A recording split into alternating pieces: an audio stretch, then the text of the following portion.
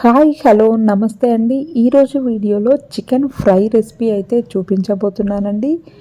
తిన్నవారందరూ wow అంటూ మంచి compliments అయితే ఇచ్చేస్తారు.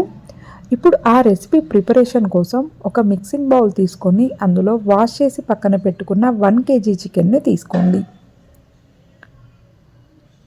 ఆ తర్వాత ఇందులో 2 టేబుల్ స్పూన్ కారం మీ రుచికి తగినట్టుగా వేసేసుకోండి.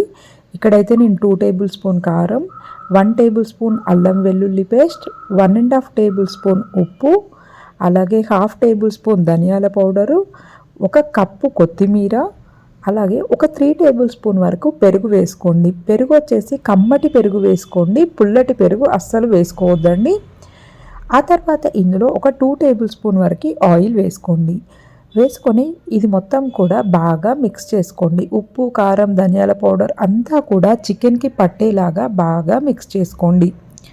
ఈ విధంగా కలుపుకున్న తర్వాత ఇందులో ఒక లెమన్ను తీసుకొని ఆ జ్యూస్ని వేసేసుకోండి. ఆ తర్వాత కర్రీ మొత్తం కూడా చికెన్ మొత్తం కూడా మరొకసారి బాగా మిక్స్ చేసుకోండి. ఆ తర్వాత దీనిపైన లిడ్ పెట్టేసి మినిమం ఒక 2 అవర్స్ అయితే మ్యారినేట్ చేసుకోండి. కావాలంటే ఎక్కువ టైం కూడా మ్యారినేట్ చేసుకోవచ్చు. ఆ తర్వాత దీని ప్రిపరేషన్ కోసం ఒక ప్యాన్ తీసుకొని అది వేడెక్కిన తర్వాత అందులో 2 టేబుల్ స్పూన్ ఆయిల్ వేసుకోండి. ఆయిల్ వేడెక్కిన తర్వాత 1/2 టేబుల్ స్పూన్ జీలకర్ర, 4-5 లవంగాలు, 1/2 టేబుల్ స్పూన్ పసుపు వేసుకోండి. పసుపు అయితే కొంచెం ఎక్కువే వేసుకోండి.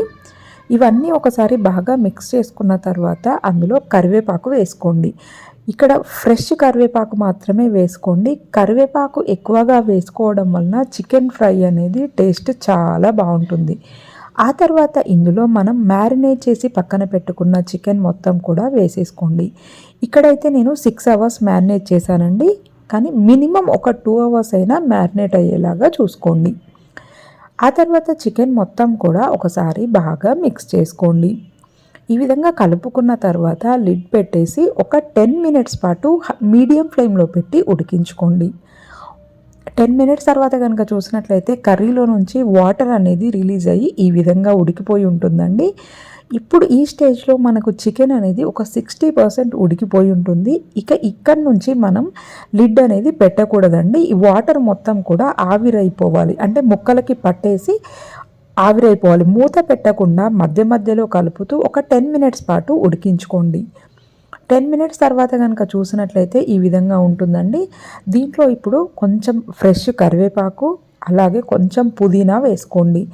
వేసుకొని కర్రీ మొత్తం కూడా మరొకసారి బాగా కలుపుకోండి. లిడ్ మాత్రం పెట్టకూడదండి. లిడ్ పెట్టకుండా మాత్రమే మధ్య మధ్యలో కలుపుతూ బాగా ఈ విధంగా ఫ్రై చేసుకోండి. కరివేపాకు, పుదీనా మనం మధ్య మధ్యలో వేస్తూ ఉండడం వలన ఆ ఫ్లేవర్ మొత్తం కూడా చికెన్కి పట్టేసి చాలా టేస్టీగా ఉంటుంది. ఈ విధంగా కలుపుకున్న తర్వాత మరొక 5 మినిట్స్ లో ఫ్లేమ్లో పెట్టి ఉడికించుకోండి. 5 మినిట్స్ తర్వాత కనుక చూసినట్లయితే మన కర్రీ అనేది ఈ విధంగా ఉంటుందండి. చికెన్ ఫ్రై ఆల్మోస్ట్ ఉడికిపోయి ఉంటుంది. ఫైనల్గా మళ్ళీ కొంచెం కరివేపాకు, అలాగే కొంచెం కొత్తిమీర వేసుకొని ఒక్క 2 మినిట్స్ మగ్గించుకుంటే సరిపోతుందండి. యమ్మీ యమ్మీ టేస్టీగా ఉండే చికెన్ ఫ్రై అనేది రెడీ అయిపోయిందండి. చాలా సాఫ్ట్గా, ముట్టుకోగానే నోట్లో వేసుకోగానే కరిగిపోయేంత సాఫ్ట్గా ఉడికిపోతుందండి. మనం ఆల్రెడీ మ్యారినేట్ చేసాం కాబట్టి చికెన్ అనేది చాలా టెండర్గా ఉండి ఫాస్ట్గానే కుక్ అవుతుందండి. చాలా సింపుల్గా ఎవరైనా ఈజీగా చేసుకునే చికెన్ ఫ్రై అండి. టేస్ట్ అయితే చాలా బాగుంటుంది. చాలా సింపుల్ ప్రాసెస్. మీరు కూడా ఒక్కసారి డెఫినెట్గా ఈ విధంగా ట్రై చేసి చూడండి. Thank you.